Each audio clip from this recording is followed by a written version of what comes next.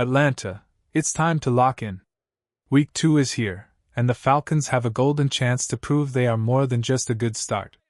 This isn't just another game, this is about sending a message to the entire NFL.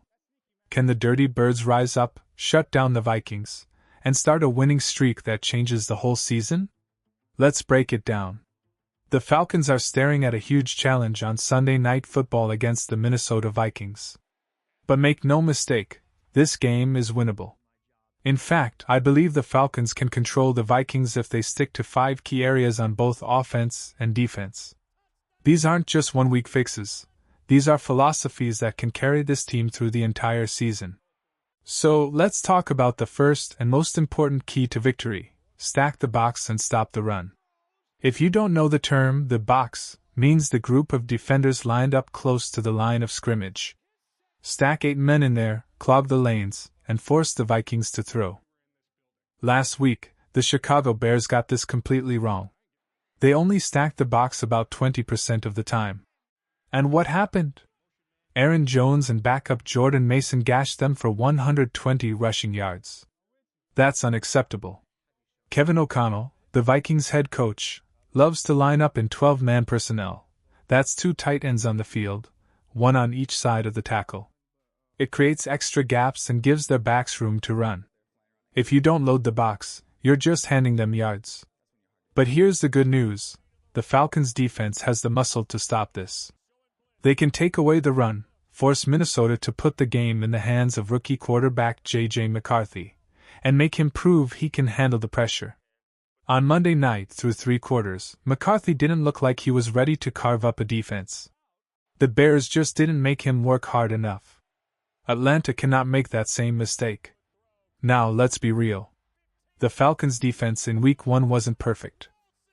They gave up touchdowns they shouldn't have, and the pass rush wasn't as fierce as it needs to be. That's why I'd grade the performance a solid B. Allowing only 23 points against a high-powered offense is strong, but this week they need to go further. More sacks. More stops. More dominance. This is the moment for the Dirty Birds to set the tone, stop the run, pressure the quarterback, and control the game from start to finish. Falcons fans, I want to hear from you. How confident are you in this defense going into Week 2? Drop your grade for the Falcons' defense in the comments, and tell me if you think they can shut down Minnesota's ground game. The Falcons' defense showed flashes in Week 1. The pressures were there. The hits were close. But now, it's time to finish. That's the difference between a defense that's good enough and a defense that takes over a game. Let's get into the second key to victory: smarter blitzing. Defensive coordinator Jeff Ulbrich has the right weapons to unleash chaos, but the timing needs to change. Against the Buccaneers, the Falcons blitzed often, but almost always on 3rd down. That's the most predictable time to bring extra heat. Everybody expects it. And while it rattled Baker Mayfield at times, he went 0-for-6 passing under pressure. He was nearly perfect with a clean pocket, completing 9 of 13 throws. Here's the problem: most of those clean pocket completions came on 1st and 2nd down. That means the Falcons were waiting until 3rd down to bring the house, and by then, Tampa Bay had already moved the chains. This is where Atlanta must adjust against Minnesota. Don't wait. Don't play it safe. Send pressure on early downs. On 1st and 10, dial up a 7-man rush. On 2nd and 6, confuse the rookie quarterback with disguised blitz looks. J.J. McCarthy has talent, but he's still young. Force him to process fast, force him into mistakes, and don't give him a comfortable rhythm. And here's the encouraging part: the Falcons can do it. The numbers prove it. They generated pressure on 40.5% of dropbacks in Week 1, the 7th best mark in the NFL. Divine Deablo, JPJ, and Rook all had 4 pressures each. The defense wasn't lacking aggression, they were just a step late in finishing. That has to change in Week 2. Every hit matters. Every sack changes momentum. You don't just want to pressure J.J. McCarthy, you want him hearing footsteps every single snap. Interestingly, the Vikings' defensive coordinator Brian Flores is a master at this. He blitzes from every angle, on every down, with no fear. If the Falcons want to control this game, they need to bring that same energy. Surprise blitzes. Early down pressure. Relentless pursuit. The message is simple: don't just touch the quarterback, bury him. Dirty Birds fans, what do you think? Should the Falcons bring more blitzes on first and second down, or keep it balanced? Drop your answer in the comments, because I want to know how aggressive you'd be against McCarthy.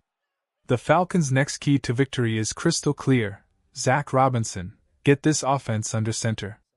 Fans are sick of watching the same pistol formation over and over again. And why shouldn't they be? It's predictable. It's stale. And it flat out didn't work in Week 1. Atlanta finished 27th in the NFL in yards per carry, just 2.5. That's with Bijan Robinson, one of the best running backs in football. That number isn't just disappointing, it's unacceptable. The offensive line isn't at full strength, especially at right tackle. That makes it even more important to change the look, give defenses something new, and use what you already have. This team kept 4 tight ends on the 53-man roster, so use them. Put them on the field, create extra holes, and give Bijan and Tyler Allgeier room to work. Even rookie Nathan Carter could become a difference maker later this season. The talent is there. The scheme just has to help them. And here's the danger: Brian Flores, Minnesota's defensive mastermind, is watching tape. He knows what the Falcons want to do out of the pistol. If the Falcons keep lining up the same way, the Vikings will blow it up before it even starts. The solution? Mix it up. More snaps under center, more zone blocking with tight ends sealing the edge, and let the run game breathe.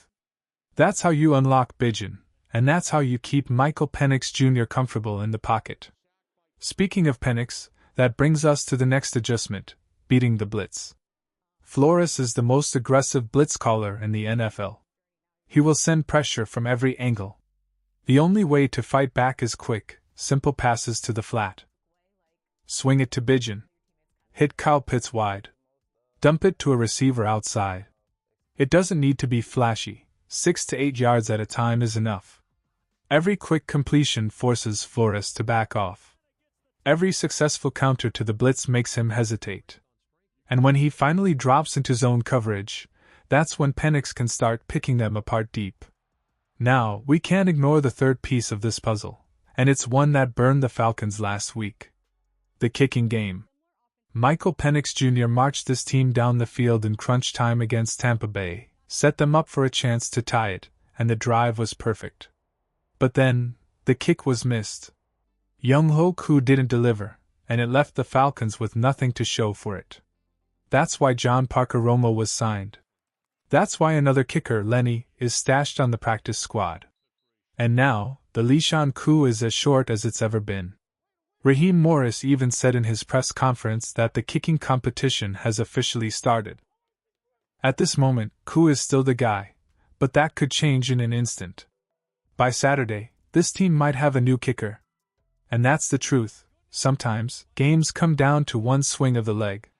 If Atlanta wants to avoid heartbreak again, they need consistency in the kicking game, whoever ends up taking that job. Falcons fans, I've got 2 questions for you. Do you believe Bijan Robinson will rush for more than 70 yards against Minnesota? And second, should Younghoe Koo keep the job, or is it time for a new kicker? Let me know in the comments below. Right now, the kicker position in Atlanta is hanging by a thread. And let's be honest, it's been a problem for far too long. Since the start of last season, Younghoe Koo has gone 27 for 37 on field goals. That's under 73%. That's the 4th worst percentage in the entire NFL. And here's the scary part: the 3 guys behind him? They're not even on their teams anymore. That tells you everything you need to know. This league doesn't wait around for struggling kickers. You either deliver in the clutch, or you're gone. And right now, Koo hasn't been clutch. He hasn't been automatic. And if you aren't automatic in today's NFL, your team is going to lose games because of it. That's why the Falcons are bringing in workouts. That's why John Parker Romo is here. Is Romo a proven answer? Not really. He was waived by the Patriots earlier this year to make room for an undrafted rookie. But sometimes you don't need a superstar. Sometimes you just need a fresh leg, someone who can hit the kicks you're supposed to hit. And let's not forget Lenny, sitting on the practice squad, waiting for his chance. At this point, the Falcons have options. Koo, Romo, or Lenny. Somebody has to step up and claim this job. Because if this team is serious about contending, they cannot afford to waste Michael Penix Jr.'s game-winning drives on missed kicks. If Raheem Morris gives Koo one more chance, fine. But it has to be perfect. No excuses. Every kick has to go through the uprights on Sunday. Otherwise, the Falcons might have no choice but to move on. This isn't just about statistics. It's about trust. When your team fights all game to get you in position, the kicker has one job: finish the fight. And right now, Atlanta is still searching for the guy who can do it. Falcons fans, I want you to sound off. Who should be the kicker moving forward?